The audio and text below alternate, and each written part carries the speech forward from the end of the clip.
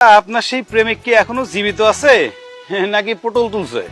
দেখেন, আমার নয়নকে নিয়ে একদম কোনো বাজে কথা বলবেন না।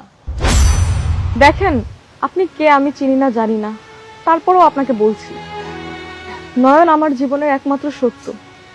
আজ থেকে 20 বছর আগে ও আমার কারণে গ্রাম ছাড়া হয়েছিল। ও যেদিন আমার সামনে আসবে সেদিন আমি ওকে বলবো, দেখো আমি তোমার জন্য এখনো ওয়েট করতেছি। আর আমাদের সেই ভালোবাসার পুতুল আজও আমার কাছে যত্নে তুলে রাখা আছে। শোনেন, এইসব প্রেম কাহিনী ছাড়েন, এগুলো মান্ধাত্তা আমলের প্রেম কাহিনী, আগের যুগে হতো। এখন এইভাবে প্রেম হয় না, এখন প্রেম হয় মেসেঞ্জার, হোয়াটসঅ্যাপ, ইনস্টাগ্রাম, এইভাবে হয়। সবাই তো আর একরকম হয় না, কিছু মানুষ আপডেট হয়, কিছু মানুষ ব্যাকডেটেড হয়। আমি না হয় ব্যাকডেটেড। মিতু, হারামির বাচ্চা, প্রকাশ্যে রাস্তায় দাঁড়ায় আমার মেয়ের সাথে কথা বলার সাহস তো রেখে দিছে। এই হারামজাদা, তোর কত বড় সাহস! চৌধুরী সাহেবের মেয়ের সাথে প্রেম করস তুই?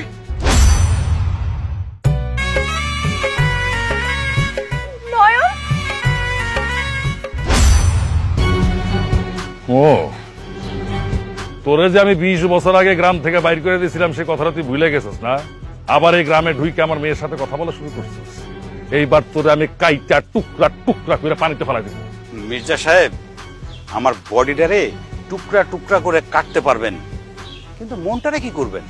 এই মনের মধ্যে শুধু আপনার মেয়ের ছবিটাই আঁকা আছে, আর আপনার মেয়ের মনের মধ্যে আমার ছবিটাই আঁকা আছে। জিজ্ঞেস করে দেখেন আপনার মেয়েরে। হ্যাঁ, আজও তুমি আমার মনে আছো। আমি সব লন্ড ভন্ড করে ফেলামু, তোরে আর তোর বাপের আমি শেষ করে ফেলামু।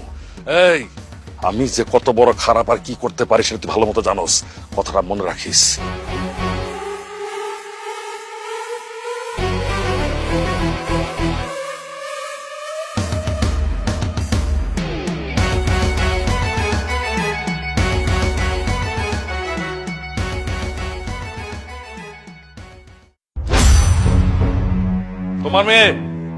তোমার মেয়ে একা একা ঘোরার পারমিশন চাইছে, আমি তার পারমিশন দিছি। সে ঘোরার নাম করে যায় ওই ছোট লোক মাস্টারের ছেলের সাথে প্রেম শুরু করছে। বাবা, স্যারের ছেলেকে আমি ভালোবাসি। কি বললি? মাস্টারের ছেলে তুই ভালোবাসোস? হ্যাঁ, তোর এত বড় সাহস! হ্যাঁ, মাস্টারের ছেলে ভালোবাসো, তাই না? আমি বেতন না দিলে যে মাস্টারের সংসার চলে না, আমি স্কুল তুলে না দিলে যার চাকরি করার সুযোগ হইতো না, সেই ছোট লোকের মাস্টারের ছেলে তুই ভালোবাসো? স্যার শিক্ষিত মানুষ, আমি তার কাছে পড়েছি, তার ছেলেও শিক্ষিত হয়েছে। অনেক বছর আগে আমার কারণে তার ছেলেকে এই গ্রাম থেকে দূরে থাকতে হয়েছে। সেদিন আমি বলতে পারি নাই, কিন্তু আজকে বলতেছি, ওর কোনো দোষ ছিল না। আমি ওরে মাটির পুতুলটা দিয়েছিলাম আর বলেছিলাম আমি ওর স্ত্রী, ও আমার স্বামী। এই, তোমার কাছ থেকে আমার ইতিহাস শুনতে হবে না। তুমি যে এত বড় হয়ে গেছো সেটা আমি টের পাই নাই। টের পাইলে তোমার আমি ঘরের বাইরে দিতাম না। এই মিতুর মা, আজকে থেকে আমি তো ঘরের বাইরে যাবে না, এটা আমার আদেশ। আর আমার আদেশ যে সবার মানতে হয় সেটা তুমি ভালো করে জানো।